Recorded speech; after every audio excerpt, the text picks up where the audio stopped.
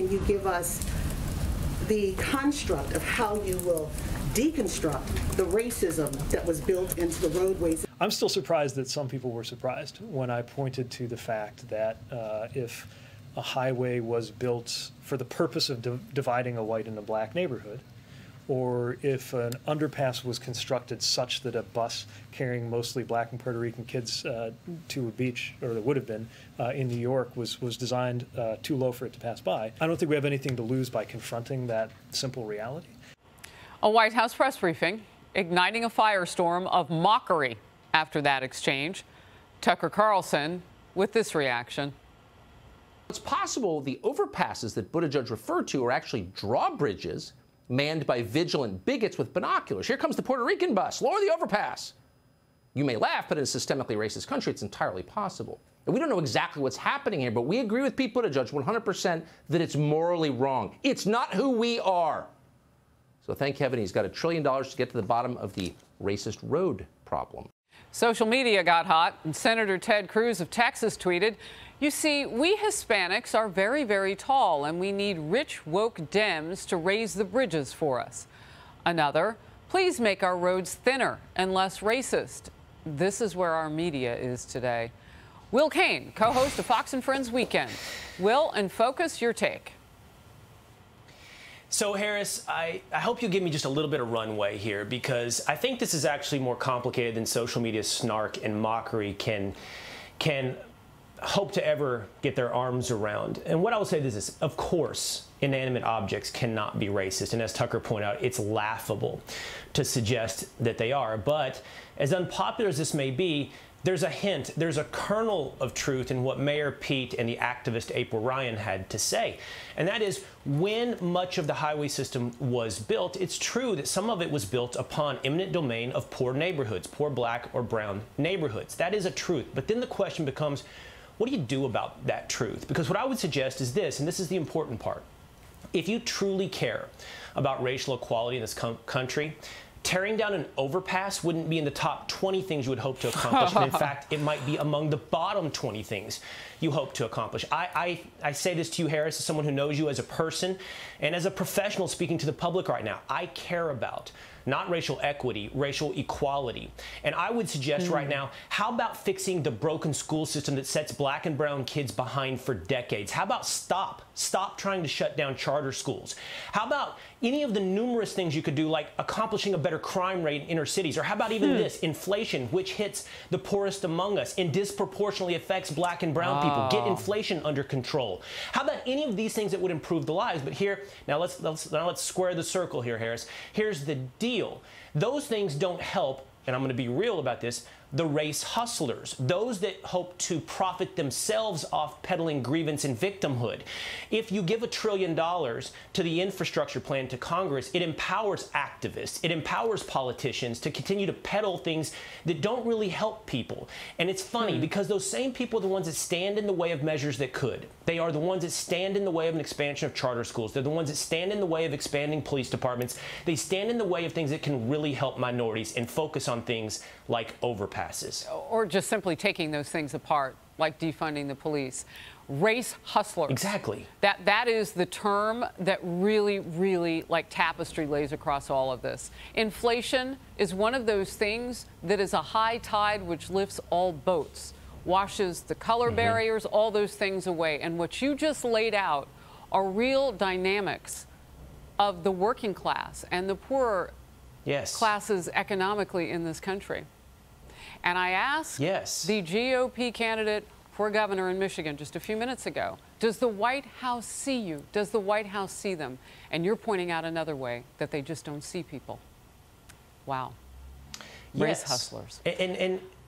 Well, I don't use that to be inflammatory, Harris. I don't use that to be inflammatory because I think the point at a deeper, important level is, are you here to truly help people or are you here to help yourself? And if you want to model your career if you want to model your career on Al Sharpton, if you want to model your career on getting rich and being a professional victim, there's a lot of money for you in that. And you can focus on things that don't truly help people, like tearing down overpasses or saying that roads and bridges are racist. And we can in turn acknowledge that there has been racism in America's past. And perhaps it played a role, a disproportionate role, when you targeted poor neighborhoods, when you implemented eminent domain. But Yeah, I'm here to move forward, not to help my career, but to help people. And I would suggest focus on crime, focus on schools, quit focusing on the $1 trillion infrastructure package, which will in turn be used to profit you.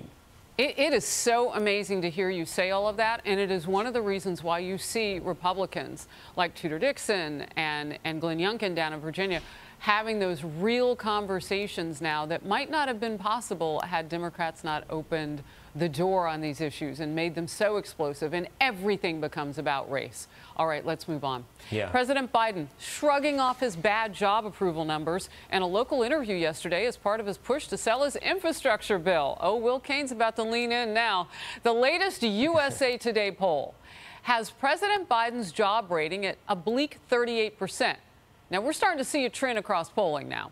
That's what we look for.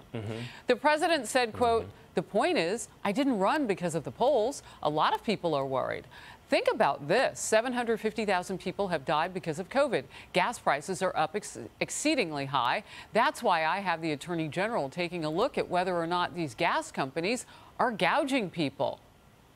Will Cain.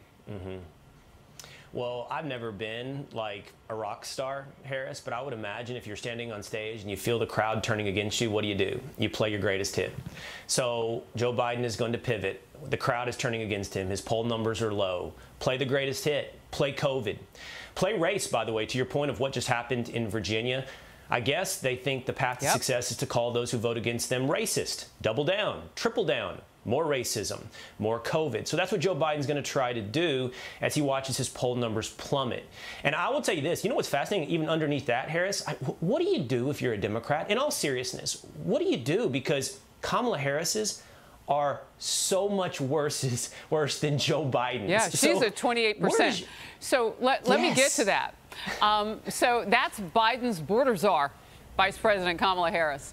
And now she's in Paris, where she plans to discuss Europe's migrant issues as the crisis at our own southern border is raging on. Critics on Twitter going after her with, goes to France, where relations are fine, but won't go to the southern border, where a literal invasion is occurring. Another said Kamala Harris's expertise on U.S. foreign policy is close to zero, only slightly below her latest approval rating as vice president, which I mentioned. The rating stands at just 28% job approval. Yeah. Look at that. Wow. Your thoughts? Wow. Well, what do you do? To my point, what do you do? Well, what You're do a you Democrat. do? Joe Biden is looking. I honestly, I don't know. I'm glad I'm not a political advisor, a spinster, and what do you call it? A strategist, a political strategist? Because if you're a political strategist employed by the Democratic Party, is Mayor Pete your answer? Kamala Harris isn't your answer, and Joe Biden increasingly is not your answer for the future of your party. So where do you turn? And all they have been able to come with, all they've been able to come up with, Harris, is play your greatest hit. Go COVID, go race. Let's see if it's a path to success. I don't know who will be the lead singer. I don't know who's going to be the one chanting that from the stage, but I'm sure that's the song they're going to play.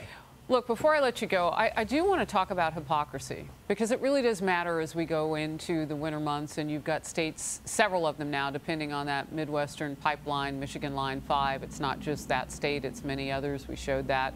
You've got the Keystone wiped away. You've got us depending on places outside our country for energy in droves now again. And as we head into that, I just wonder where a 20-car motorcade or an 85-car motorcade is what the president had when he went to Glasgow, Scotland. And look, I understand security. I understand sometimes countries will help you out with local, support for security, so on and so forth. But somebody has to look at the optics of Kamala Harris rolling like a baller through Europe when she hasn't done what she needs to do as the border czar in this country. And on the issue of climate, again, hypocrisy. I think it was 80 cars for Joe Biden in Italy when he went there for a climate summit. Hypocrisy seems to be a sin with no shame these days, Harris. When it comes to Randy Weingarten, Gavin Newsom, whoever it may be, not wearing masks. Every politician that preaches masks doesn't wear them.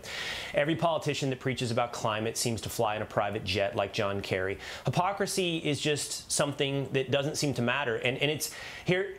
Let's see if we can boil it down quickly in the time you have left. It's about elitism. It's that they just don't think the rules apply to them because they're serving some noble greater purpose. That's what they believe about themselves. Wow. That's what they believe in themselves, that they're better than you, they're better than me, they're better than everybody watching, and the rules that they employ are for you, not for them. Not to just repeat that cliche, but watch their behavior. They don't believe. Watch what they do, not what they say.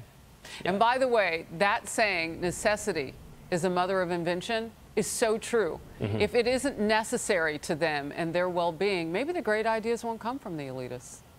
Just asking. That's a very good point. Very good point. Good to see you. Thank you.